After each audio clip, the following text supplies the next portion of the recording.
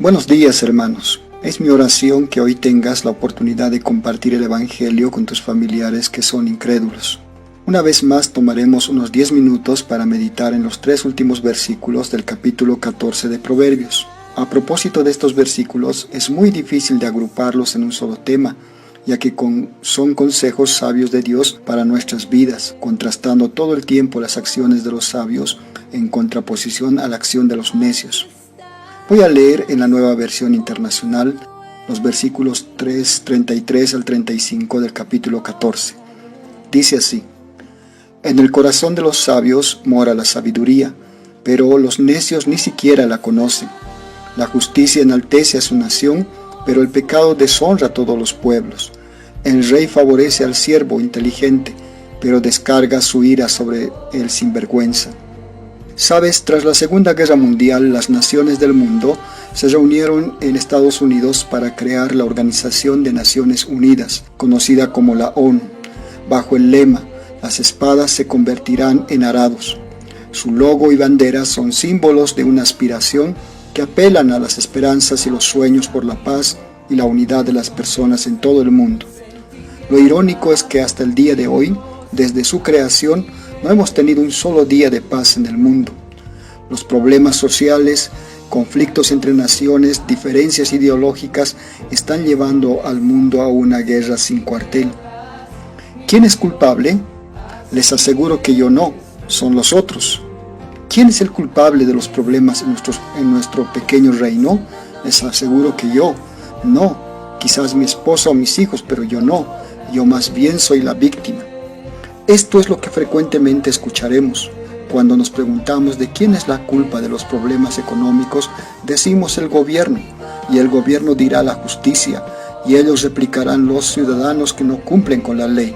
Hoy nos encontramos con 3 versículos que nos dicen que si actuáramos con sabiduría, las personas o ciudadanos, y se obrara con justicia, nuestros tribunales, y con gobernantes que recompensan a sus buenos ciudadanos, tendríamos una sociedad justa y próspera.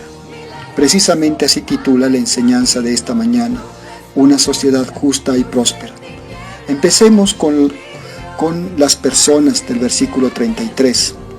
Dice: en el corazón de los sabios mora la sabiduría, pero los necios ni siquiera la conocen. ¿Dónde habita la sabiduría? ¿En qué tipo de personas reposa? El texto responde: en el corazón o en la persona. Algunas traducciones utilizan la palabra mente. Todas estas traducciones están haciendo referencia a la persona toda. Sus acciones mostrarán si son o no sabios. ¿Cómo uno puede ser sabio? En Santiago capítulo 3, versículos 3 al 18, destaca como tema principal la sabiduría, que no tiene nada que ver con la experiencia, la educación académica o el estatus financiero. Más bien tiene que ver con saber aplicar la verdad de Dios a la vida. ¿Sabes, hermano? El acto más sabio que podemos hacer es reconocer que somos pecadores, que nuestros actos de rebelión a la ley de este Dios solo pueden mostrar la necedad en nuestro andar.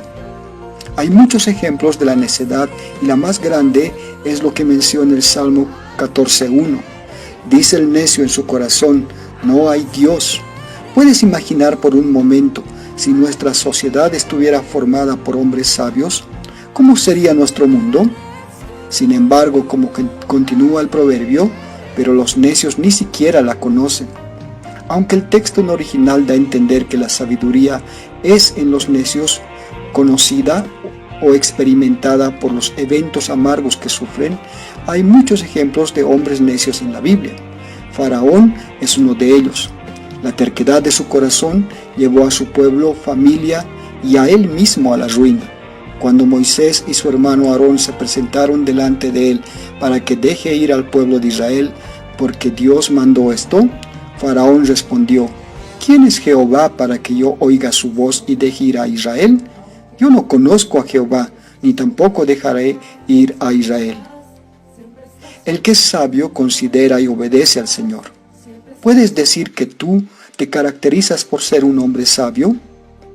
Continuemos con el siguiente proverbio, versículo 34, y allí podemos ver la justicia. Dice, la justicia enaltece a su nación, pero el pecado deshonra a todos los pueblos. Si en nuestra nación quienes están a cargo de los tribunales obraran en conformidad a la ley, estoy seguro que seríamos una nación próspera y respetada. Deuteronomio 6:25 dice al respecto, y tendremos justicia cuando cuidemos de poner por obra todos estos mandamientos delante de Jehová nuestro Dios, como Él nos ha mandado.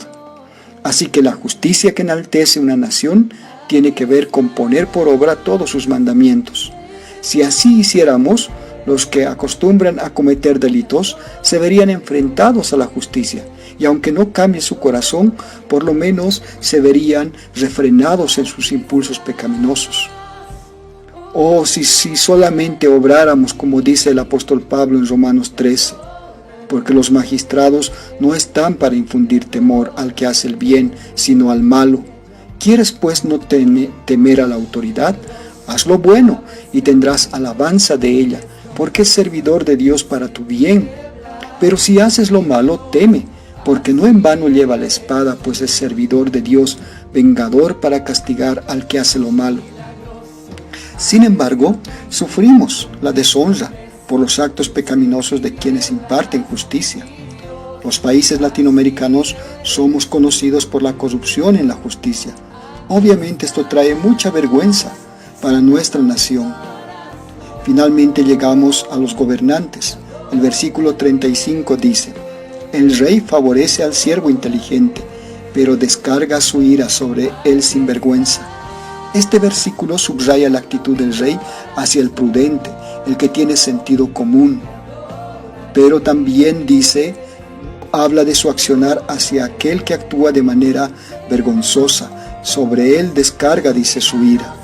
En la Biblia tenemos ejemplos de reyes paganos favoreciendo a siervos inteligentes o prudentes. La Biblia nos da ejemplos, como es el caso de José y Daniel. Ambos, por su temor al Señor y la inteligencia que les otorgó, se ganaron el favor de soberanos incrédulos. Por el contrario, los enemigos de Daniel, después de su terrible plan para matarlo, cayeron ellos mismos en las fauces de los leones.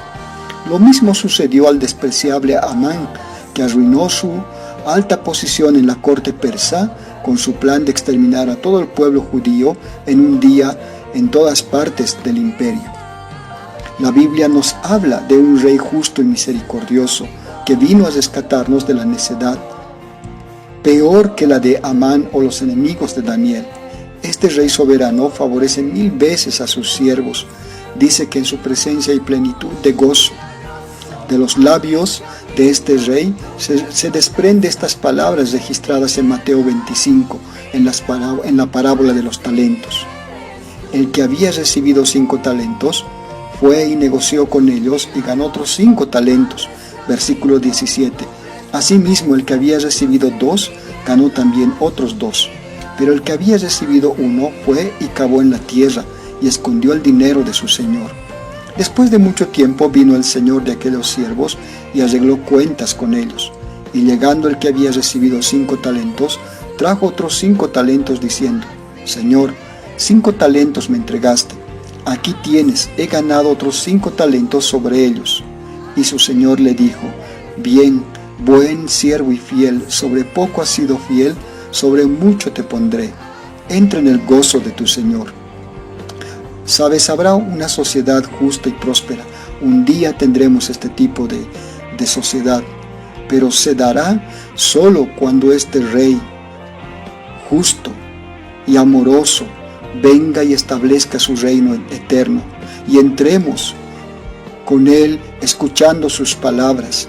Bien, buen siervo y fiel, sobre poco has sido fiel, sobre mucho te pondré. Entra en el gozo de tu Señor. Amén.